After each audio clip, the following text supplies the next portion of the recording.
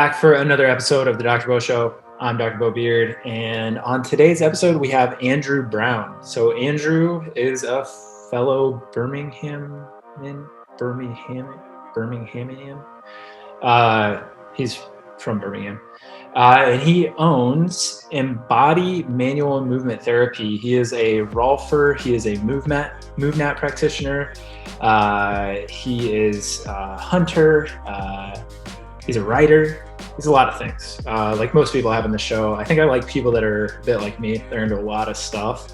But we get into a lot. He goes into a deep dive on explaining to me what got him into Rolfing, what Rolfing is, some of the new concepts about Rolfing or some of the new thought processes.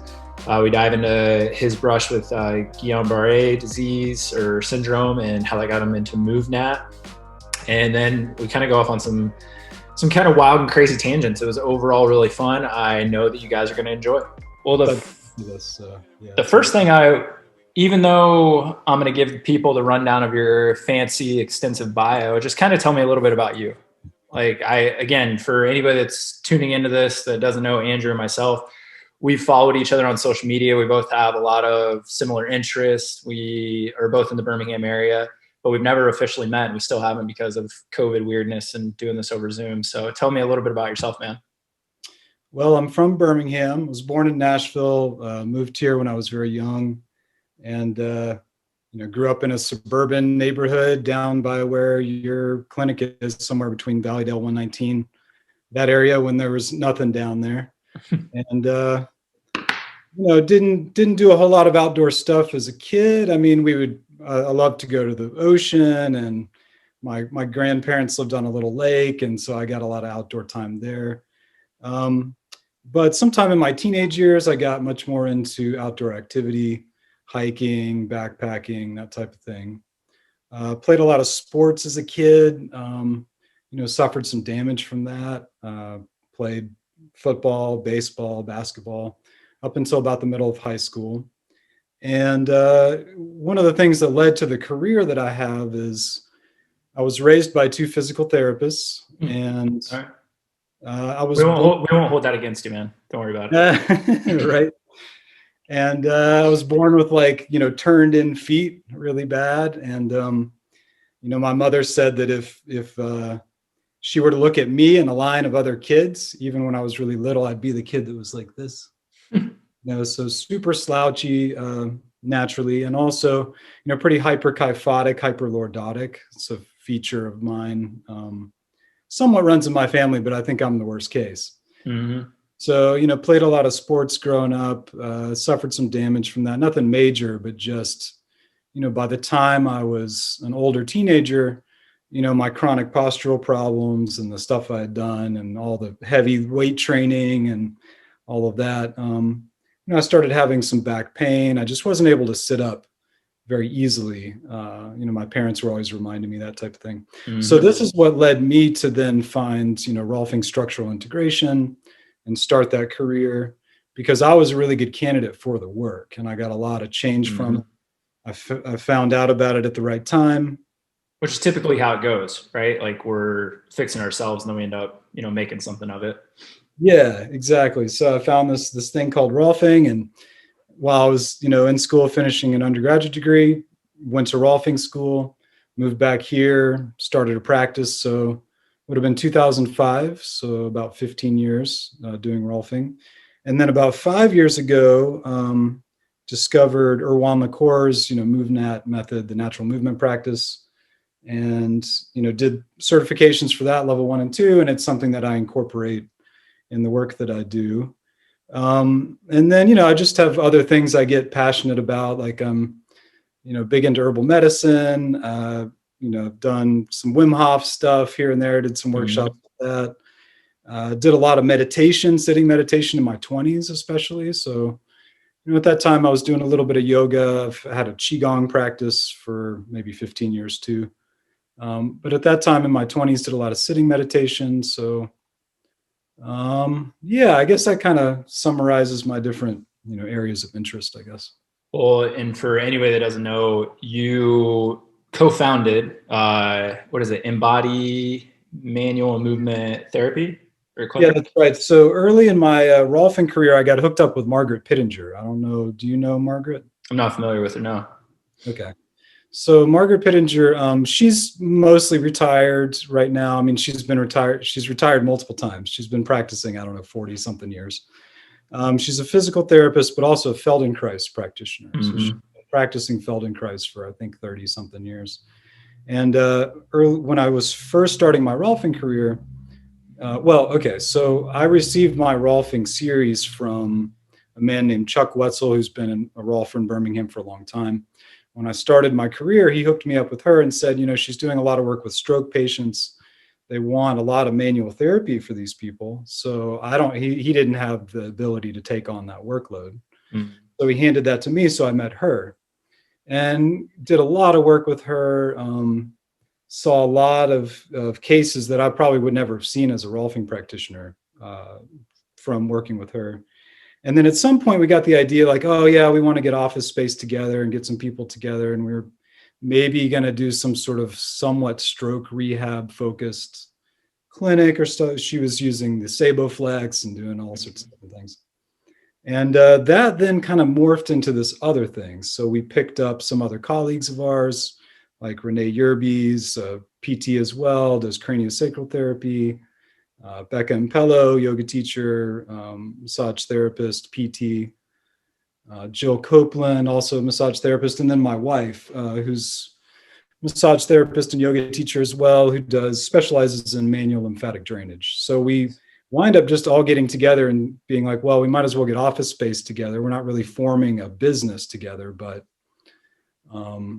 yeah, we all wanted to be under the same roof. So in 2012, we started forming that, and we opened up in 2013, and we're still here. We had a classroom at one time that basically outgrew itself. So we let our colleague Becca took it and ran with it and turned it into something bigger. So now we're just the manual and movement therapy clinic. Gotcha. Well, so there's a lot of clinicians and students in PT Chiro school that listen to this. So for anybody that, obviously, I think anybody in this realm has heard of Rolfing, but give a quick rundown. And then I want to kind of go over like maybe where people have misconceptions about it or where they get led astray, and like really also like how you incorporate that with the other things that you do. But give me a quick rundown of how do you explain it to maybe the layperson?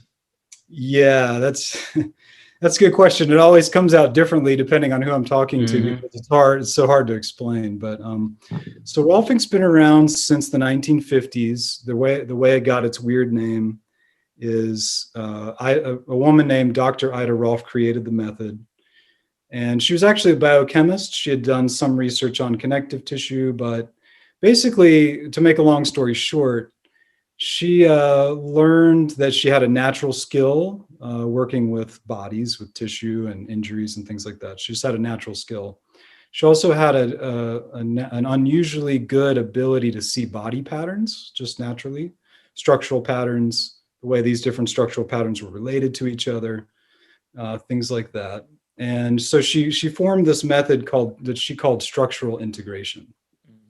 And that is technically the term. However, they couldn't trademark the term at the time. So it went by its nickname. They trademarked the nickname Rolfing. And that's what became popular, because she really became well-known when she started teaching at Esalen. Mm-hmm. She tried teaching medical professionals and doctors and things like that, and realized that they weren't interested in the holistic part of her method.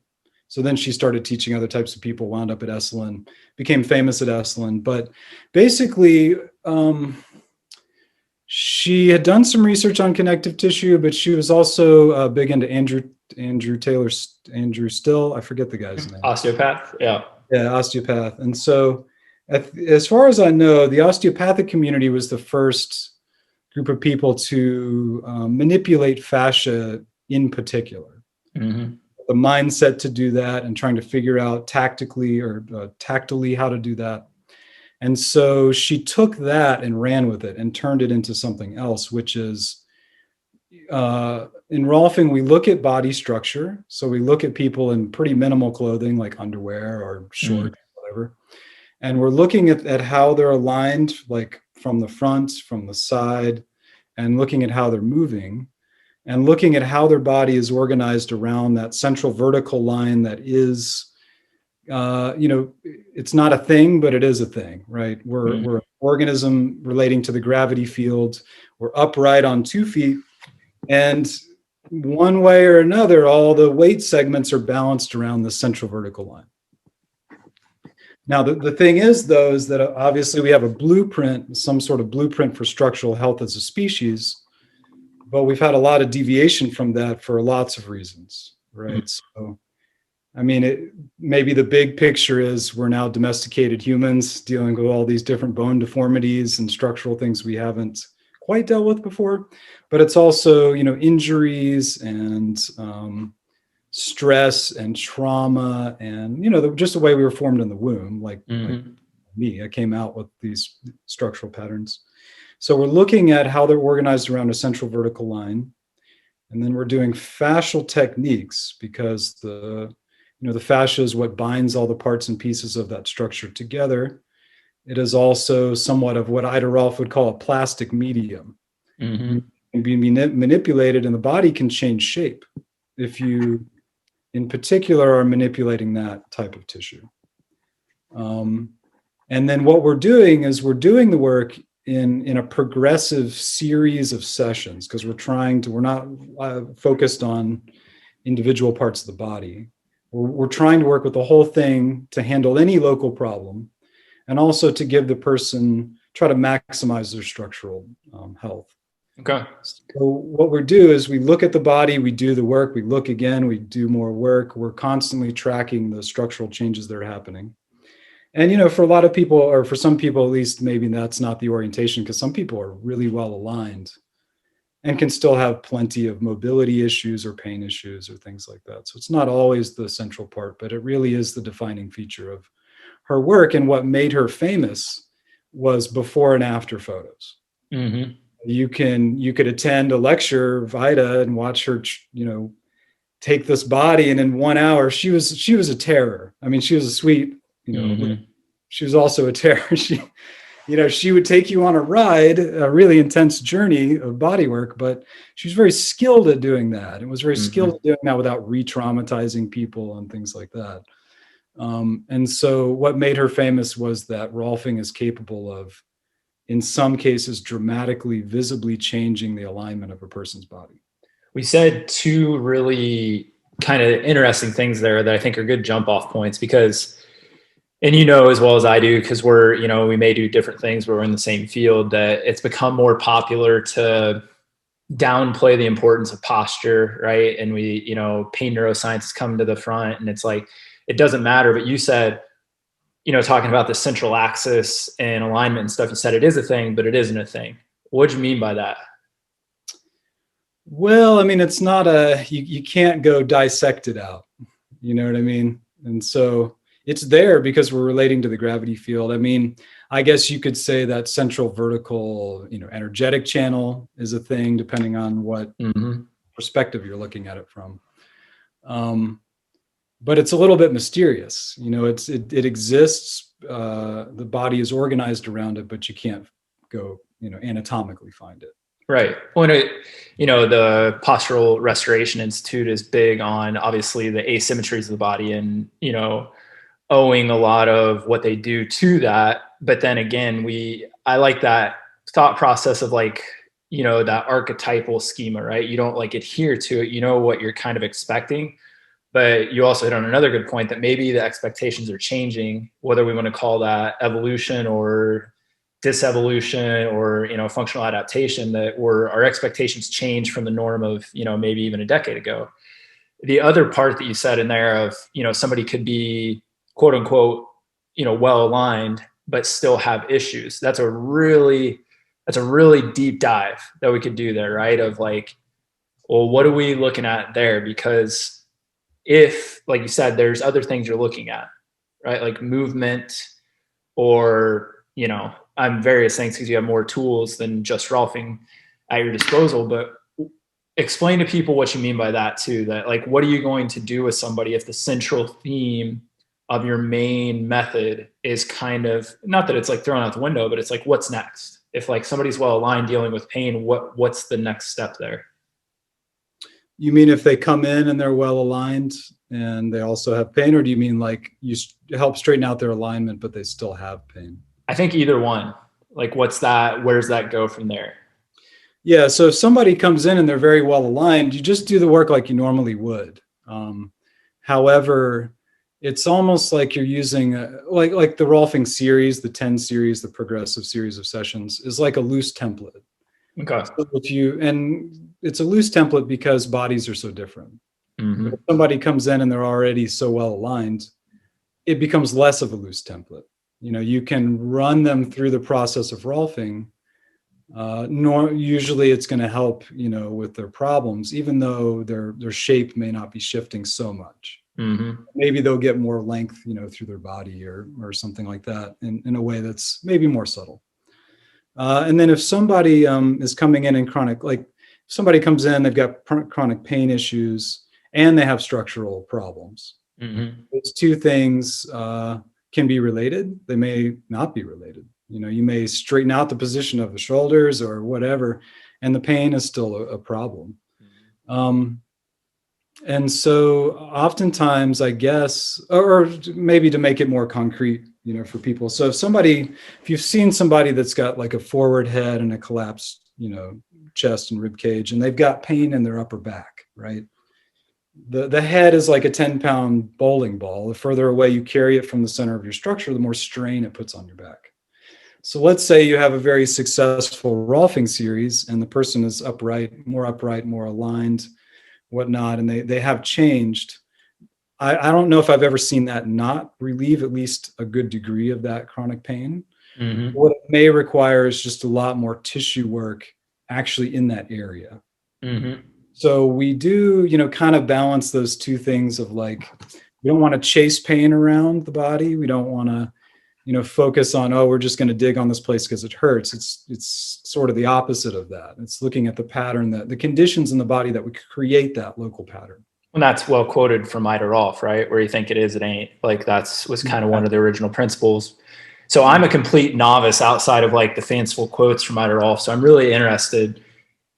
Is there much talk from concepts of, the fascia being, the medium through which you work and being this plastic container, but that being a neurocentric approach, especially the more we learn about fascia, that like that is the input, right? There's a plastic manual input, but that's the heavy neurologic neurocentric approach. Is that kind of a concept within that?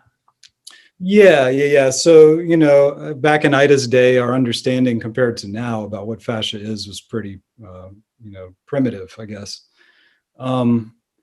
And actually, what she was doing is she developed the method before she ever tried to explain what she was doing. So she could see patterns well, and she could work well with her hands, and she could track changes, and she could transform a body. After that, she had to figure out like, what am I even doing? Like, what is, so this whole thing about, the gravity field, and like, this was her way of trying to explain what she thought was happening in a case like this. At that time, we didn't really understand that the fascia was the organ of proprioception in the body. It was heavily innervated by the nervous system and all this type of stuff. So that's what's mostly talked about now, in the Rolfing community. Ida also had, ideas like this thixotropy idea, that the fascia would go from like a gel or become more gel-like to more solid when you worked on it, things like that. She had some ideas, mm-hmm. which didn't quite turn out to be exactly the way it is. But yeah, I guess nowadays in the Rolfing community, the way it would be taught is you would have more education about what's really going on with the nervous system. And at least the current level of knowledge, because we're always, what we think today, 5 years from now, we'd be like, we were all idiots. But at least the whole thing is you're still making change, right? And if the change is being made, you're always questioning what you do, even though you think you may know what's going on. Because if you stop questioning, then you're getting worse at what you do, right? And the patient experience is decreased, and we're not learning.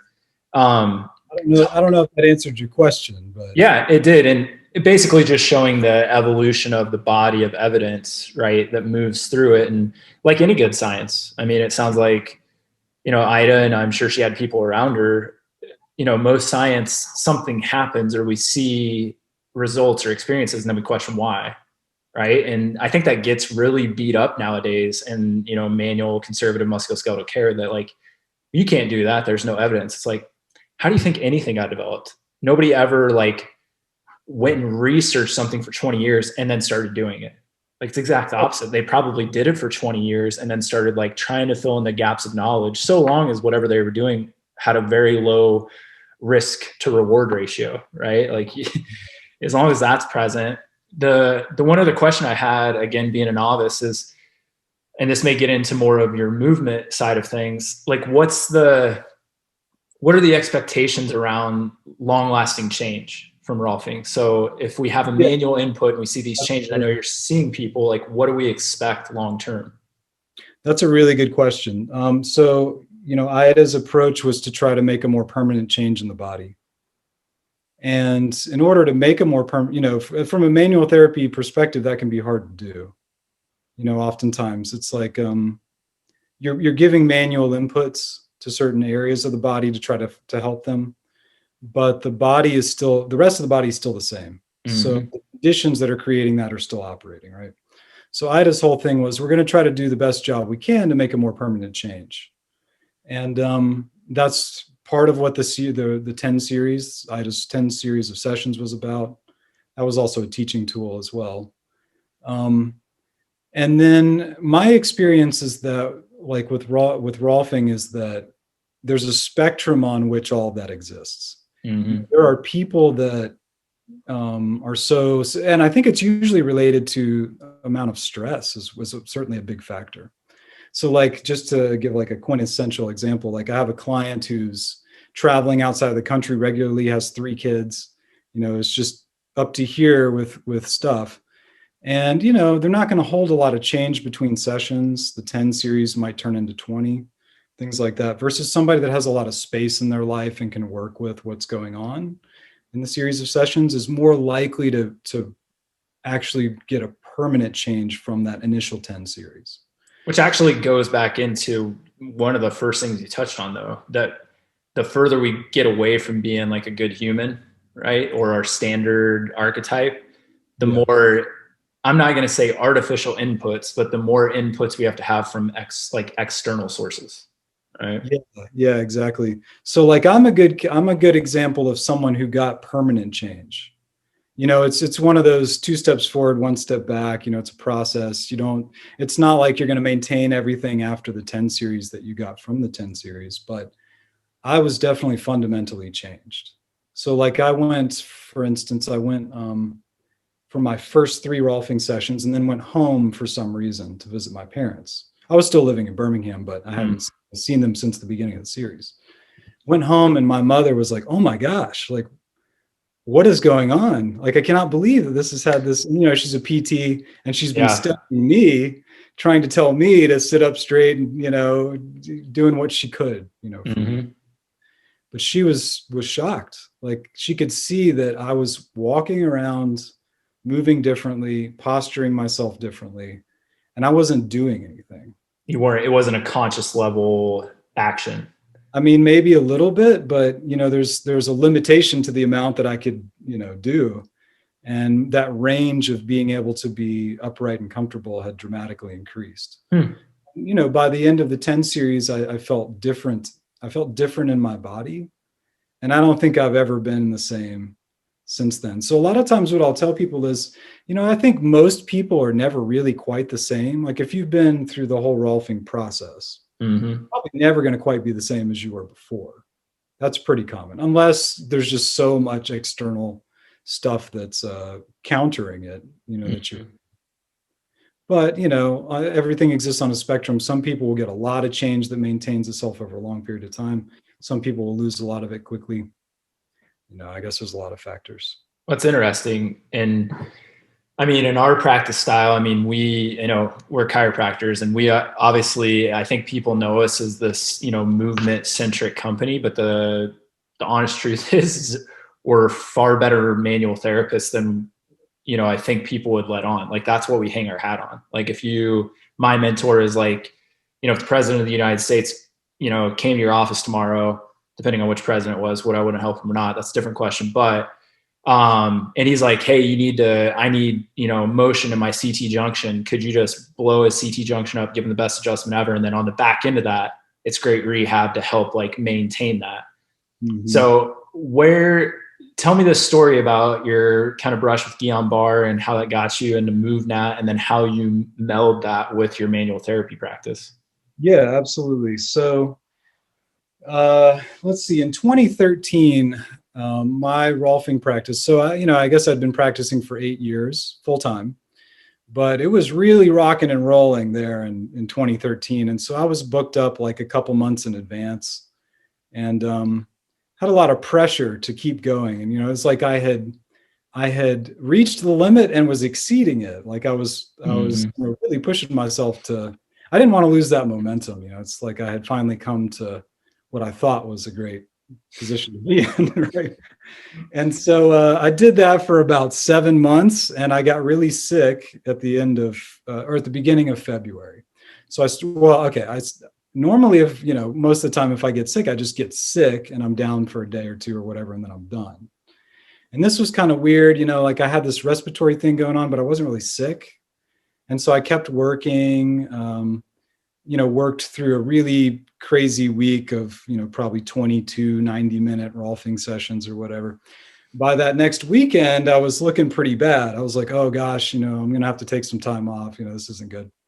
But by that following Monday, so about a week into it, I felt better again. So I gave a whole nother grueling week of sessions. And, I should have just taken some time off, but I had a lot of pressure. Like if I was to cancel on people, like rescheduling them was a nightmare.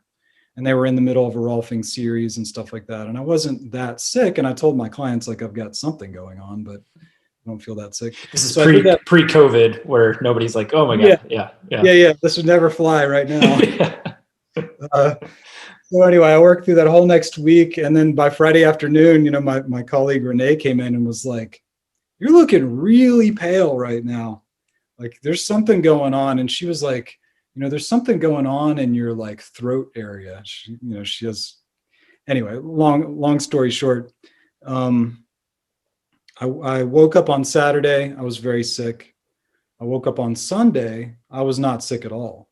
And I went to my brother's birthday party, and I'm sitting there eating, lunch at birthday. And I'm like, why is my hand not working right? It was like I was starting to lose strength in my hands. I didn't tell anybody because I was like, I don't want to freak anybody out. So I go home and I'm like, something's wrong. So I go out to take a walk, and it was like my legs weren't working well. So basically the short, I don't know, autoimmune stuff does run in my family. So I'm probably a little predisposed to that. But, basically what happens is there's a handful of respiratory viruses that have been identified. They're capable of burying themselves into your nerve lining. If I've got this story straight, I can't remember it exactly. Mm-hmm. They bury themselves into your nerve lining. They cloak themselves. They mimic your nerve lining. And then I guess they consider it an autoimmune syndrome. Your body goes about destroying its own nervous system. However, it also does not respond to typical autoimmune therapies by dampening down the immune system. So they're not really sure exactly what it was. But what it felt like to me was that this was the logical conclusion to it in a way to what I had done. And the irony was that 6 months before, when I started getting really busy, I went to the Rolf Institute's annual meeting, and there was like a Taoist practitioner guy, I don't know, 17th generation something or other, who was the keynote speaker. So he lived in Colorado, and a bunch of the faculty there were like students of his or something. So he gives the keynote speech in his talk, and his whole thing was, be really careful with the amount of this that you do, because you can damage yourself. And he had this story about like, the type of manual therapy and energetic, chi healing stuff he did when he first moved to the US, and he way overdid it, and he started getting like liver cancer and like, stuff like that. And that was his message. And I was like, oh, okay. Yeah, I'll have to keep that in mind. Yeah.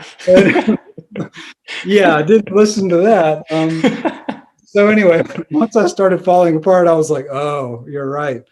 Okay. So in theory, if I had just allowed my immune system to do its job and hadn't been overtaxing myself, that virus probably wouldn't have buried itself into my system like that.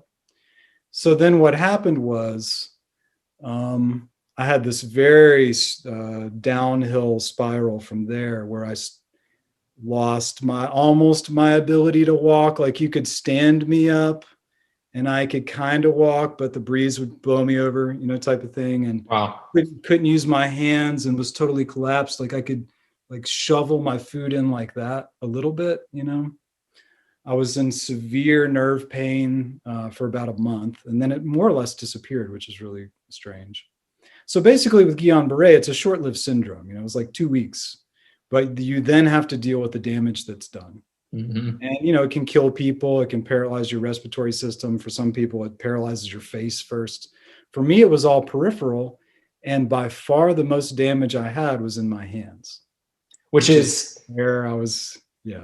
A postulation, right? Like, not to get super woo-woo, but the intelligence of your body is pretty damn high. And, some people don't want to touch on that, but it's interesting that you're a manual therapist and your body shuts you down by taking away, your tools of the trade. And I think we're really good medically at labeling things, right? Mm-hmm. And then we're, even like pathology, like, oh, you have a cervical disc herniation. Sure, you do. But like, I think our bodies, it's just kind of interesting to see like how that plays out. I mean, yeah, it's terrible, but I'm sure you see that stuff all the time in your practice, that you're like, oh, the environment dictated this, and your body was like, dude, I'm done. Right. And like the way it manifests kind of makes sense sometimes. Yeah. Yeah. It made a lot of sense to me on like different levels. I was like, oh gosh. So anyway, what wound up happening was, I lost the majority of my ability to move my body. It never touched my trunk. Mm-hmm. I always felt very confident. I never really felt threatened by it for some strange reason. Like I just knew, I read about it. I'd read a lot about it. I knew that the younger you are, the more likely you are to recover everything. The healthier you are, the more likely you are to regenerate things. So I thought, well, I'm young, I'm fairly healthy. Like I can do this. So I was pretty confident about it, but and largely was confident too, because it never reached the core, so to speak. And then what wound up happening was I didn't work for about 6 months. When I went back to work, I was just barely able to do Rolfing sessions. Like I was improvising, I would be like pointing to the bench, I'd be like, oh, let's go, over here at the bench. And my hand would be, looking all funny. I was just winging it, but I was able to do some Rolfing work. And really after I started working about 6 months later, I really started hitting a stride. And another 6 months later, I was much more like myself. And then another year later, I was almost completely done. But in about 6 months, that first 6 months is when I just had a lot of time to just research things, do what I wanted to do because I wasn't working.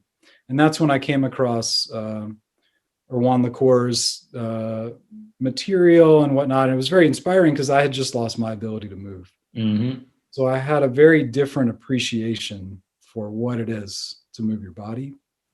I'm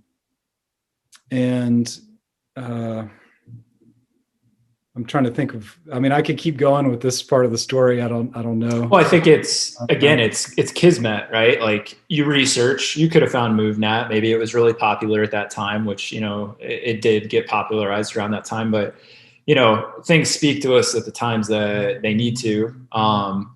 So with MovNat, for people that aren't familiar with that, Erwan is kind of a maverick ish, right? This kind of idea has been around, but he took it to another level, right? Living it and then starting to teach it. So how do you incorporate that into your life now? And then how do you incorporate that in your clients' lives or their treatment? Yeah. So I'll back up just a little bit. So while I was recovering from Guillain-Barré, I had this kind of choice to make. It was like, well, if I know my body knows that it needs to regenerate this tissue, but I'm afraid to just lay around and let it do its job, because if you don't use it, you lose it, all that type of stuff. So I thought I've got to strike some balance between giving my body the time and space it needs to be unencumbered to do the healing process, but also stimulate it, stimulate it as much as I can. So I did things like started swimming. I would go to trails and I would just walk this, 50 yards. And then the next time I'd go a little further. And the next time I'd go up hills.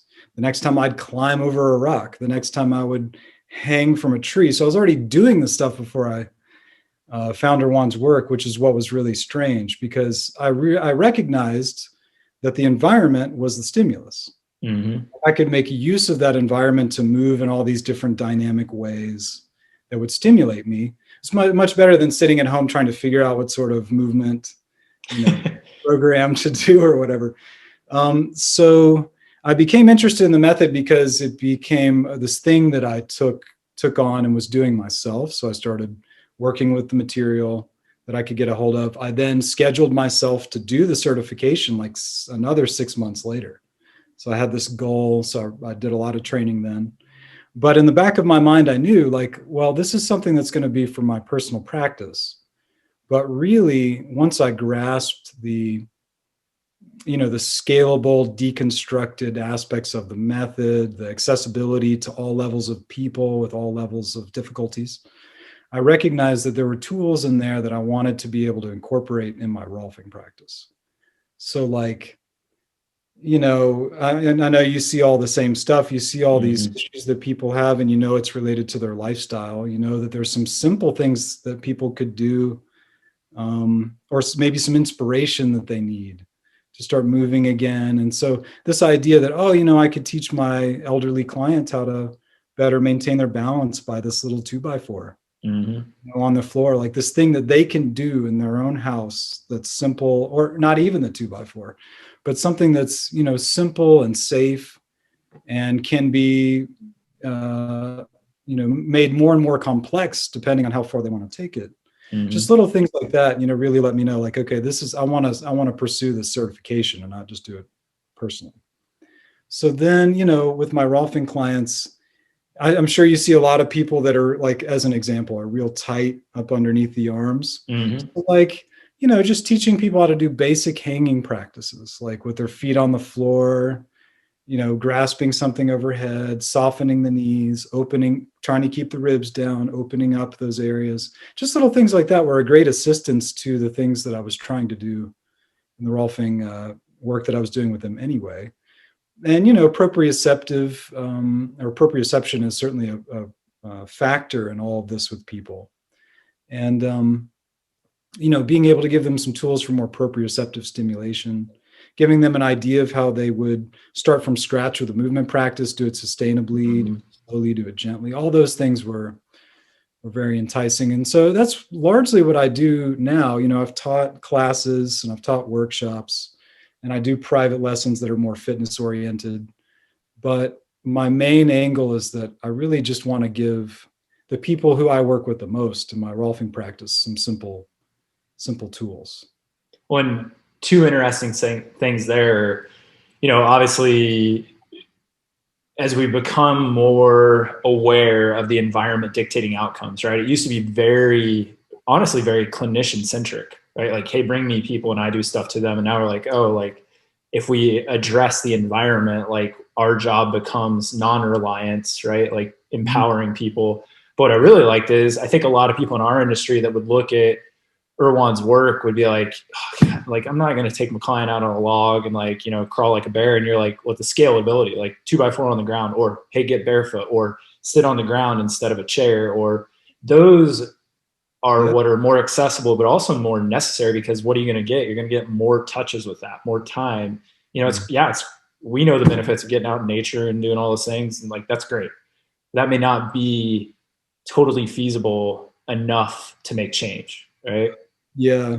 And this is, what's been such a hard translation to make to people is, I got this movement certification. I'd like to show you some things. Oh, what is it? Oh, no, I'm not going to be climbing trees. I'm not going to be, I'm not going to be balancing on rails. It's like, no, that's not, I know it's hard to understand, but that's really not what we're going to be doing at all. It's related to that. That's just a more full expression of what we're going to do. We're going to break it down into smaller pieces. But yeah, that idea of just, even the languaging of like, look, so the reality is we live in a world of furniture. And because of that, these are the changes that have happened to our knees and our ankles and our hips and our spine and all these things from not ever coming all the way down and getting that sort of extra range of motion and usable, ranges of motion from that. And so I want to teach you some basic things that you can do on the ground, like kneeling and squatting and sitting and stuff like that, that you can incorporate into like daily things, like even watching television. Mm-hmm. It's like those things to me were the most appealing because, Erwan has this thing about we just need to work with people where they are. And well, let's take that and make that practical. So I always ask people like, hey, what are you interested in? You kind of said, well, one of the things I'd be looking for is an indoor facility to do MovNat in. And I just thought that was ironic, right? Like we're in a stage of human, development or optimization where it's like, okay, I'm going to try to find a facility to do, it doesn't have to be outdoor movement, but the highest level of that would be. And then it's like, here we are again, like trying to accommodate humans, which is fine because you have to make the accessibility the important thing. And then I think that I always tell people we're trying to get like energy catalyzation, right? If I get you may come to my office and expect manual therapy, but if you eat better, you feel better, you move more often. And actually that's the most important thing. It's not, me working on your hip or whatever it is. And I think that's where you're going with this, that like, Rolfing is a heavy input, but then you may need a little more, right? To like maintain this on your own. And then there's levels to that maintenance. And then, it's just never ends. It honestly never ends. Like that's a human, right? We're breaking down from the time we're born, and hopefully that's, we're offsetting a lot of that. So what would I'm just kind of playing around here. If you had an indoor facility, like what do you see that looking like? Like what would you want to do with clients that would be different from maybe what they're doing in a daily movement practice or exercise practice? Yeah. So, I know that a lot of people are very habituated to gyms. Like I'm not a gym person. I don't go to gyms or anything like that. But I know that that's where, a lot of people like to have a dedicated space that's social. The social thing can be important. But, Juan makes a big deal about working with people in semi-controlled environments or controlled environments, like a gym. Mm-hmm. So, what I would like to do is like, have a gym space where I could have a reliable class schedule. Because, mostly what I've done so far are outdoor classes. They're kind of like intermediate level because they're outdoor, in terms of like taking into account everybody, they're relatively intermediate. So either a playground or the woods, things like that. But what I'd like to do is have the indoor space because it's a much more controlled environment.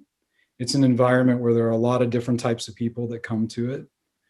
And, a lot of people really enjoy having a regularly scheduled class at a place that they like, where there are other people reliably there, that type of thing. But, you just have to utilize different equipment, so open floor space, some 2x4s, maybe some boxes, there's some bars, some maybe slightly awkward objects to lift and carry, like sandbags or medicine balls or something like that. Just to add something to like the schedule of a gym. I know functional fitness stuff is, relatively much more popular than it used to be. And then, just wanting to add this natural movement, even the indoor approach, to a gym schedule, I think would be great, but I just have not found where to do that. Now I'm sorry, go ahead. Oh, I was just going to say the irony is always just like a waterfall for me, because it's like, it's funny that we try to get people to do things that look like human work or like things we should just do normally, but we have to like coach people on it, schedule them, like it's kind of like we're big kids and we don't want to play and we're forcing people to play. Right. We're like, no, you need to go outside. Like, it's like your parents when you were being kind of an ass and they're like, go outside and like stay out there. And it's like, dude, you may have to go inside. We need you to do some stuff that isn't like 3 sets of 10. And you also, like beating a tire with a sledgehammer, like people get paid minimum wage to do that on railroad. Like, and we see gyms like, people are paying money to do it. Like, it kind of baffles you when you think about the fitness industry sometimes, like, man, this is where we're at. All right. Like, that's the human condition right there. Yeah. And, I had this idea, like what I really wanted to do was be able to hand somebody something so they can take it on and use it on their own. And then I realized that, only a small percentage of people are really minded like that. Mm-hmm. Well, I'm going to take this home. I'm going to do it on my own. I'm going to make it into something I do regularly. I think that's why, like the gym and the schedule and all that Mm-hmm. works out for people pretty well. But yeah, like back to what you were saying, it's, I guess another reason why I really wanted to incorporate this into my practice was the recognizing that what I was seeing in my Rolfing practice is largely dictated by lifestyle. And if there were just some even simple lifestyle changes that were made, they may not have ever gotten to be Mm-hmm. quite like this. They may not have the level of chronic pain that they do and all of that. So feeling like, I don't know, a mechanic who's bailing people out, without handing them something. So yeah, I mean, that Yeah. was the orientation. Yeah. Yeah. The thought process of, if you use the car mechanic analogy, fixing their car, but then taking away the manual and making sure they never know how to do anything on their own. Like that's kind of what happened for a long time, man. And I think we're all becoming wise to that. And, the good ones are, again, non-reliance. Like, what can I do for you to get you to adopt this stuff? But outside of the clinician advice part, like what would be one or two, three things that maybe aren't talked about a whole lot? It's become very popular to talk about, and maybe it is some of these things, breathing or whatever. Like, what would be a couple things that you're like, if you just did this, you knock down like 50 dominoes, or if you just did this, a lot of other things get easier. Like, what do you find yourself telling clients, most often, or those biggest linchpin things? Yeah, that's I mean, I guess in the broadest sense, just telling people, if you get more volume of movement in your average day and more movement variability, that in and of itself, we could break that down, but that in and of itself would go a long way. Mm-hmm. I guess maybe the two or three things would be interact with the ground more, to help to maintain the health of those tissues and those joints by interacting with the ground more. Don't let your whole life go away from you before you realize that you can't even get up and down. Mm-hmm. I see that a lot. Like asking clients, like, can you get up and down off the ground? Oh no, I avoid that. I don't like doing that. And I'm like, no, Yeah. this is not good. Like, you're a human being. You need to be able to get up and down off the ground. And I know that those furniture is very comfortable and it works for you, but you don't want this to get out of, past you to where you then realize that you've lost a capability that's normal and natural and something that you can maintain over your whole life with some simple changes, like just interacting with the ground more.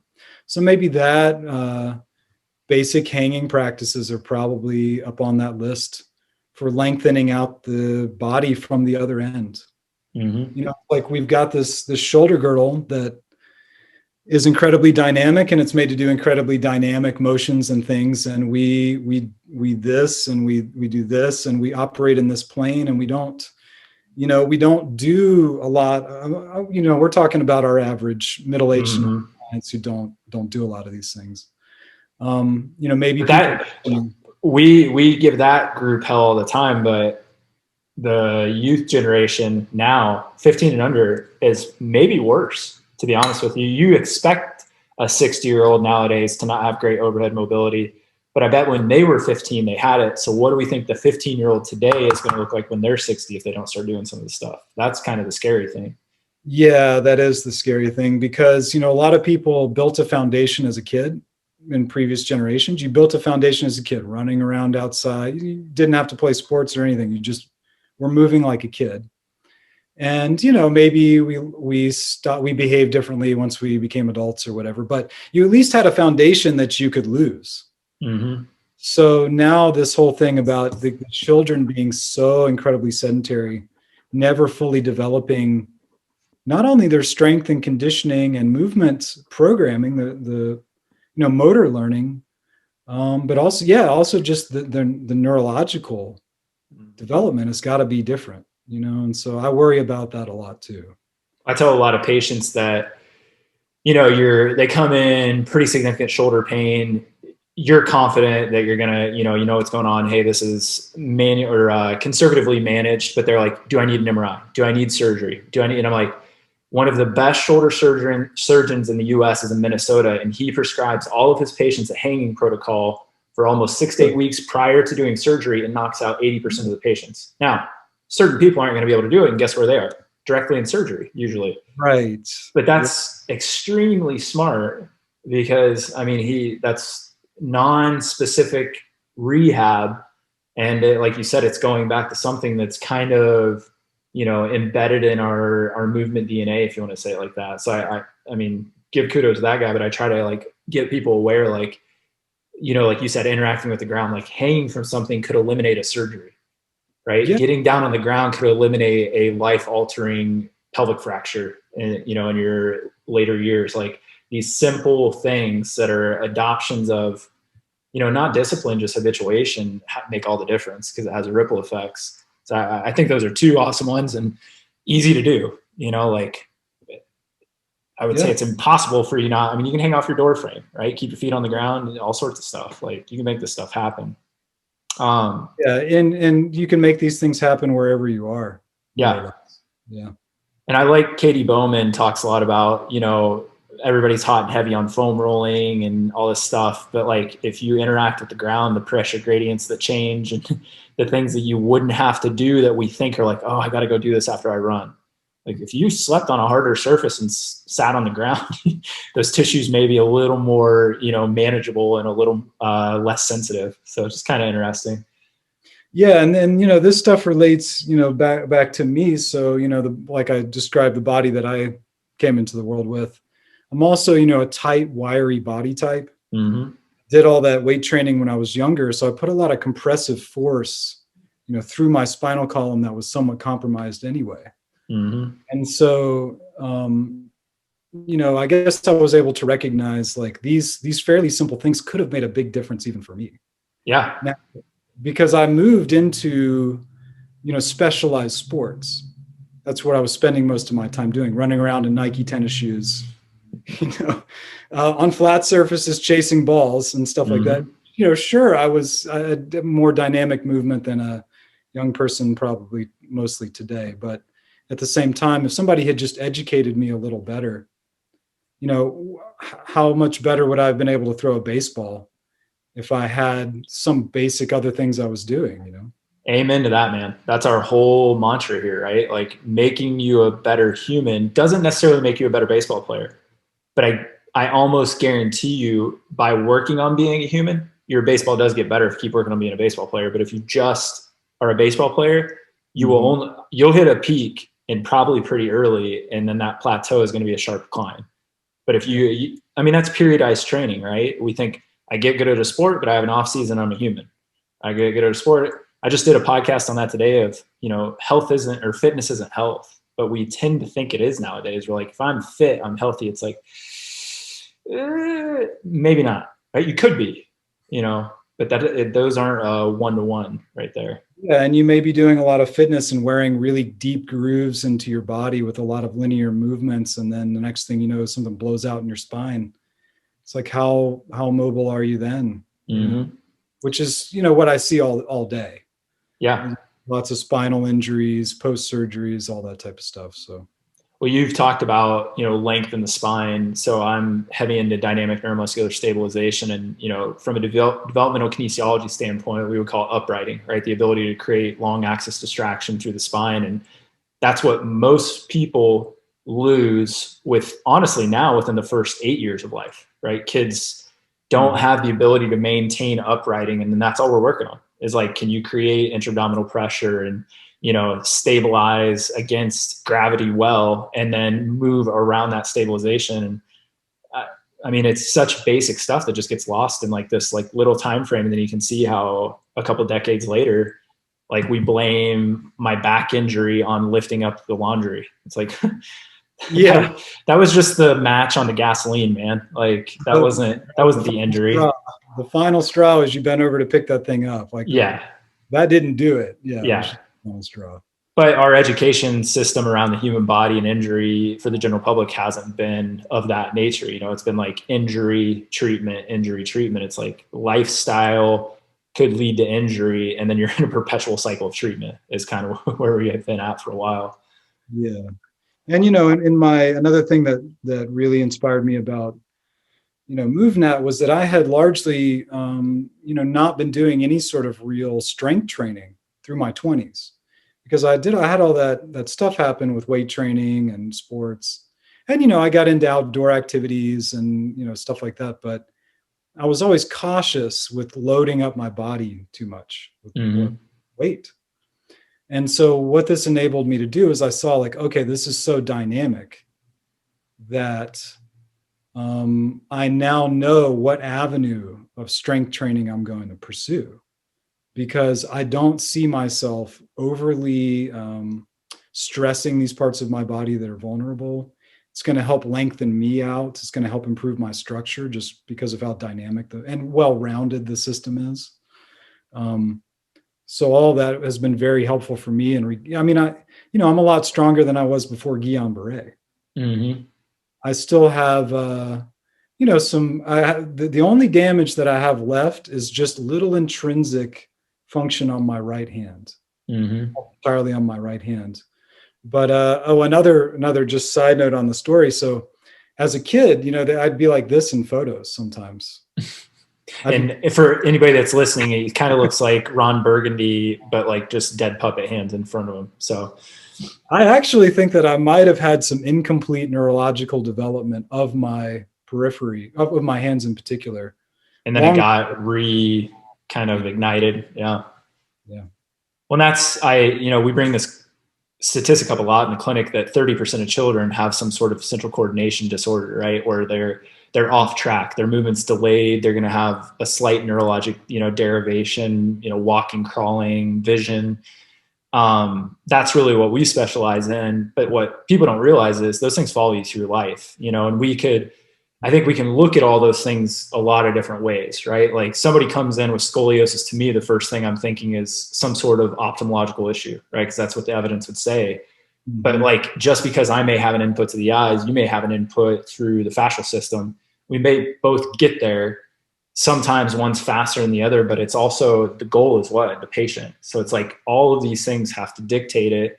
And something that you said 2 times, 2 different ways, was how Ida Rolf was able to basically put the hammer down in a non-threatening way, but also for you getting into MovNat, it basically took the fear avoidance away of kind of loading strategies, right? And being able to move, you're like, that's important to people. And that's really what both of us are doing, like giving people permission to move and, operate within their environment without pain and, kind of freedom. 2 questions that I haven't asked these in a while. I was going to say I ask everybody. I haven't asked in a while, but I'm going to ask you. What's one thing, you can keep it in your career field if you want, but what's one thing that you thought was true for a long time that maybe recently or not so recently, you're like, oh God, I was totally wrong, or I've completely flipped my thinking? Like, is there anything that stands out like that? Yeah. God, let me think about that. And everybody always has to think about it. I always tell people, take as much time as you want. I'll edit out your thinking time. I don't know why, but hunting popped into my mind. Yeah. Yeah. During this time, when I was sick and researching stuff and found MovNat, I was also just learning more about, I got into the rewilding, stuff that you can get a hold of. And that idea that, we have auto-domesticated ourselves and we're dealing with the changes from that process. And that there are features of us as a species that go all the way back through our history that we don't do anymore, or that most of us don't do anymore, like hunting. Mm-hmm. I'm a very soft-hearted guy naturally.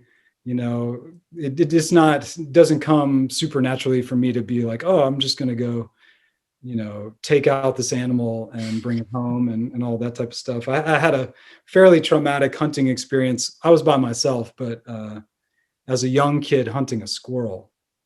And so I had a BB gun behind my grandfather's house. I chased, I had this instinct, like I was 9 years old. Mm-hmm. Like, I'm going to chase this thing down and kill it. Well, I shot it a bunch of times with BBs And then it fell out of a tree and got stuck in brambles like this. So now I could see what I had done. Yeah. I peppered it with BBs until it died, and then all of a sudden completely broke down and was like crying and bawling. And, all I needed was, some adults, male figure especially, to come to me and be like, I know that this is traumatic, but this is the way life on earth is. Mm-hmm. Or was. Yeah. It was, yeah. But that there's death tied up in all the food that you're eating, even the plant food that you eat when you sit down to eat. And so, I cried and cried and took the squirrel and put him in the lake and said, I'm never going to go hunting again. I was like on my way back to the house crying, saying, I'm never going to go hunting again. And, I was vegetarian a few times in my 20s, and I had all these ideas of, very basic ideas about what I thought health was in my early 20s. And, I guess I came to terms with coming down to earth in a way. When I was going through this process while I was sick, I wrapped my head around the idea, like, I'm a human being, live on this earth. Like, I'm a hunt. That's where I come from. And not only that, but what I thought I was doing ethically, or like being a vegetarian, things like that, turned out not to quite be what I thought it was. Like, it didn't work for me health-wise, but it also, I learned that reality was much more complicated, and that there was death behind all the food that I was eating. And that maybe the best thing, the most humane thing that I could do was go out in the woods and take an animal, because I know exactly how that animal lived. I know exactly how that animal died. I'm going to be the one who does it. This is sustainable, all those things. And so I guess that would be an example of one thing that I made a total, it's like my wife was like, you're going to do what? Like she didn't associate me as the guy who's going to go out with firearms and go kill things. Right? So I made a pretty big 180 on that. It was just like, once I wrapped my head around it, I was like, all right, well, now I know what I'm going to do. And, the first time I killed a deer, it was traumatic, and it was magical. Like I had a little like dream vision of the deer the night before. When I shot the deer, I kind of had like tunnel vision with the deer for a minute, and I could tell when it died. And, it was traumatic, and I brought it home, and I do all my own butchering. So I brought it home, I butchered this whole thing, and then I fed it to my family. And when I fed it to my family, all the stars aligned. And I was like, this is why I did what I did, and I'm going to continue to do this as long as I'm alive. Because there was something very satisfying about that entire process, even though it was also upsetting. Well, and, there's this cognitive dissonance, obviously, that exists of, people, and I'm not, dismantling anybody's thought process, if you're vegan or vegetarian, that, this isn't how humans evolved. It's pretty well established that we wouldn't be where we are if we didn't cook food, right? Like I don't even think that's like questioned now. Like, we wouldn't have evolved without that process. So I think when people say, I'm going to go ahead and go against that, it's like, you may be okay, but there's a lot of people that, to be really healthy, A, that's an important part. B, to tap into this like ethnocentric, like part of being a human. Like, where'd you come from? Like, did you do this for a long time? Like, you got these urges. And like, I think you were scratching an itch that started when you were 9, when you, put that venison on the table that was like, man, whew, load up. Like, now I know why I shot that squirrel, right? Is weird and, cruel as that seems, like that was built in. Like, and every kid, like, we got in trouble for shooting sparrows. Like, I'm not going to eat a sparrow. My parents had something like, don't do that. You're not going to eat it. Like, I know that seems like a thing to do, but like all little kids go through that. So let's hit the flip side of this. So I love that answer, by the way, because I'll touch on this for a second. My wife was a vegetarian for a little over a year with the same thought process. She said, if I can't kill something, I won't eat it. And she had 6 months where she's like, I feel amazing. And then all of a sudden she had this turn. She's like, I feel kind of like just not depressed, but like my energy and my mood's not right. And then literally she ate meat and she was like, holy cow. That was my experience too. Yeah. And, I think, that could be for a variety of reasons. But then that kind of opened the gamut for me. I've been a hunter my whole life, but she's like, hey, why don't you go get some, deer and turkey and do that stuff. I was like, oh, okay. So kind of a similar experience there. But the flip side question to that first one is, again, it could be, you could pull this from any realm. What's something you think to be true that you're like, man, I know it is, but there's no real evidence out there. There's nothing that's supporting that thing. There's, could be manual therapy, could be movement, could be health overall, whatever. Like, is there anything that you're just like, damn, if I could like go be a PhD in this, I'd want to figure this thing out? That's a big question. Again, I got some thinkers here at the end, man. These are good ones. Yeah. Yeah,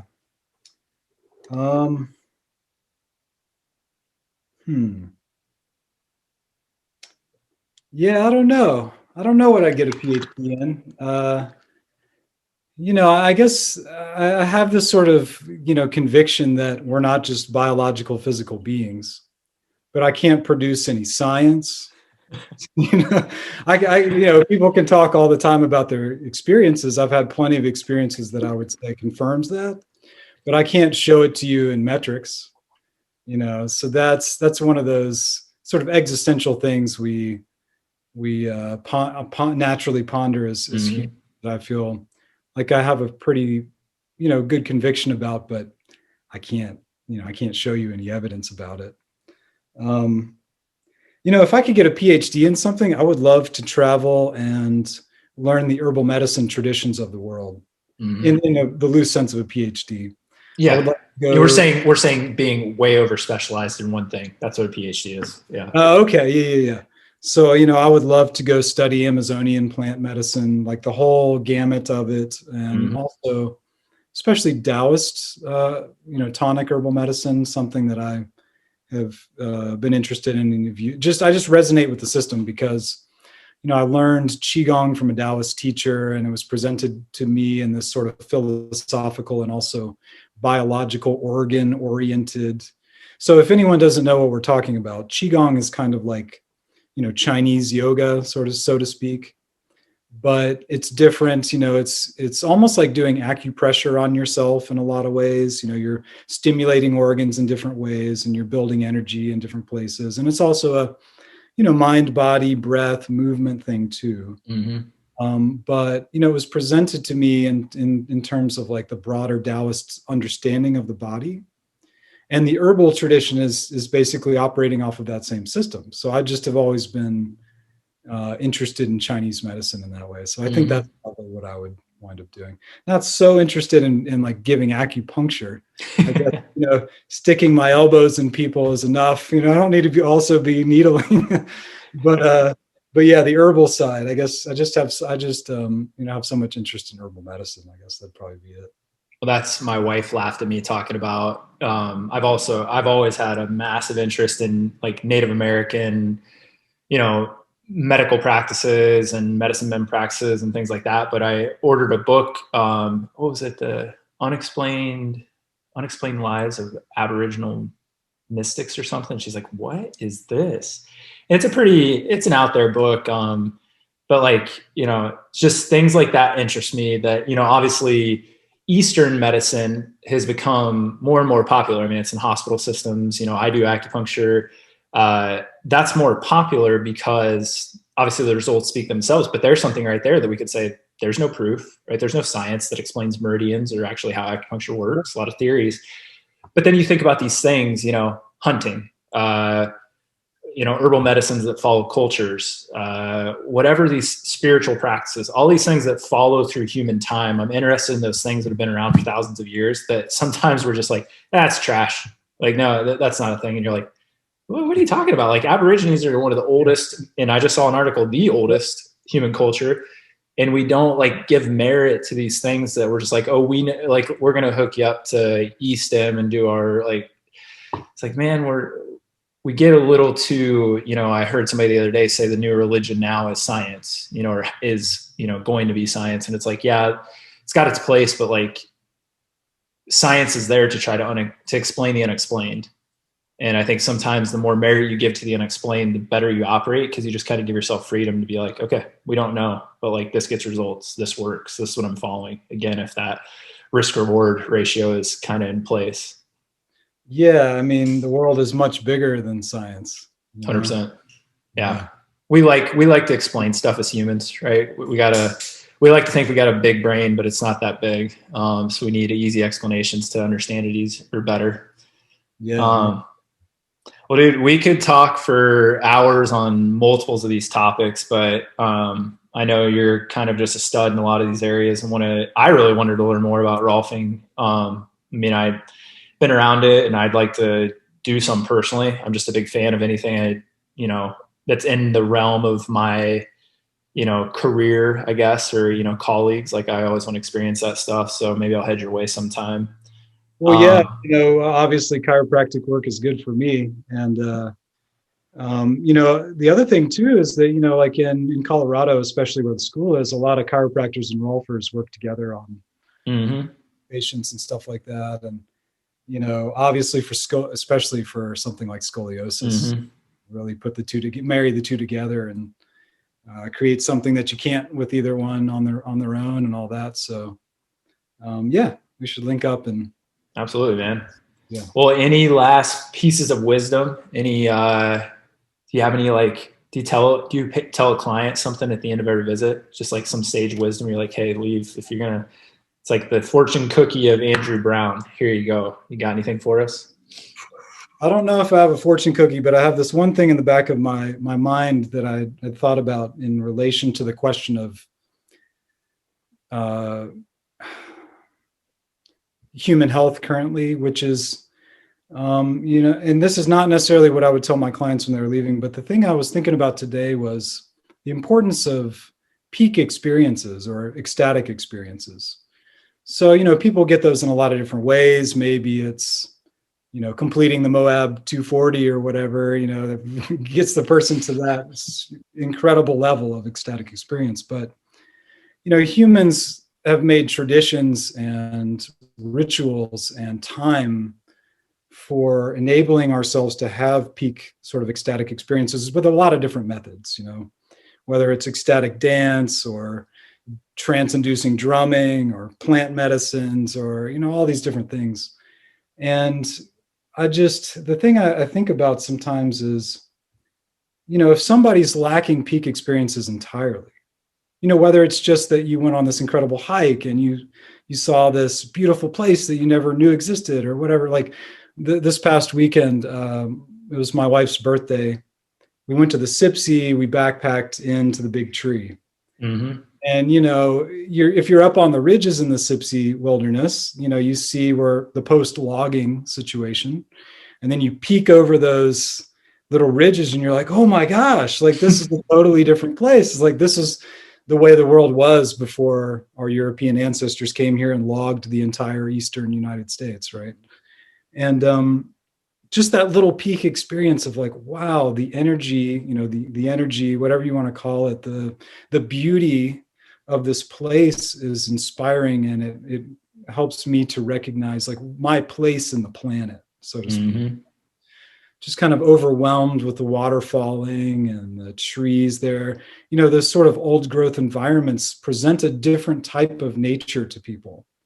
I think that's a lot of times why we're so disconnected. Somebody goes for a hike in the Eastern US and it's like, oh, there's a privet area and there's some planted loblolly pine and there's, people don't know what they're looking at. Yeah. But what they're looking at is this heavily damaged environment that's regenerating, but has been significantly altered. And then, to just have that little peak experiences of like, oh, wow, this is a powerful place. Mm-hmm. So whatever the peak experiences are for people, I think that, a lot of times just having a peak experience can inspire people for years or lifetimes.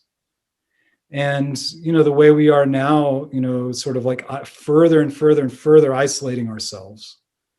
And, cutting ourselves off from, like our European ancestors seem to only have one altered state of consciousness that they were interested in when they came over here, which was getting drunk, right? We were really good at getting drunk. Not that there's something wrong inherently with alcohol or getting drunk, but that's not a particularly expanded state of mind. Yeah, it's technically a myopic one, right? You shut out more than you take in there. Yeah. And so just, I don't know, exploring the world more, having more peak experiences, I think the world would be a lot better place.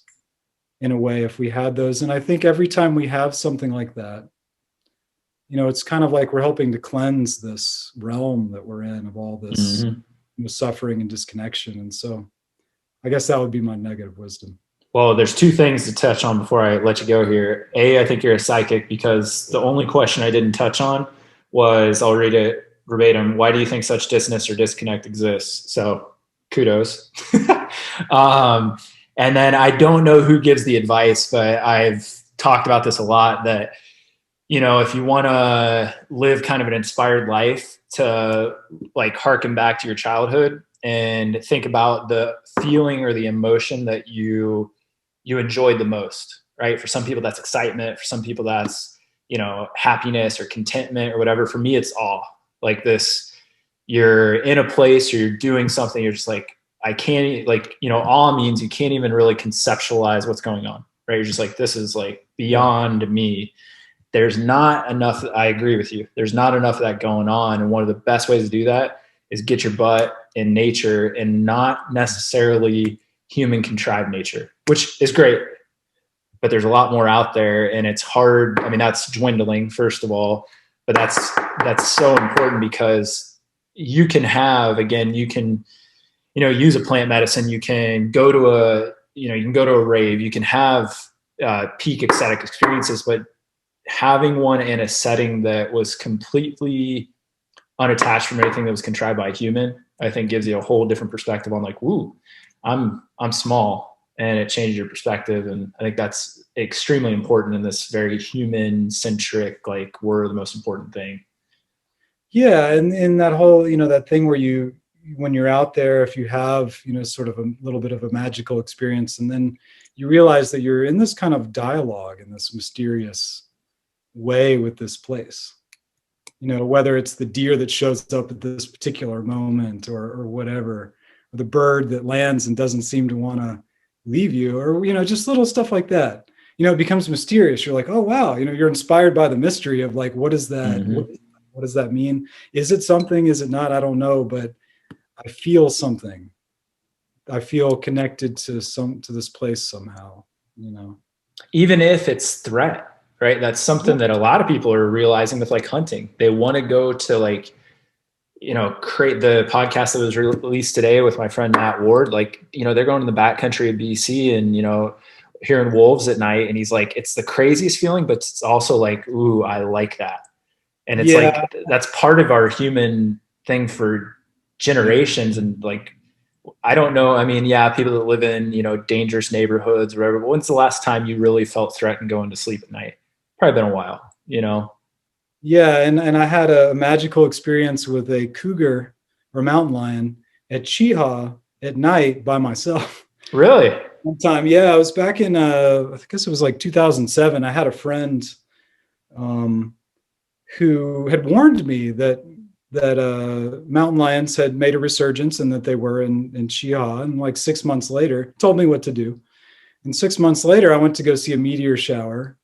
I was going to go camp the night and watch the meteor shower by myself up at basically the Bald Rock area where you camp. And I was up there looking around for a campsite, and sure enough, there was this crouched mountain lion that was staring me down, and it was frightening, but at the same time, it was inspiring.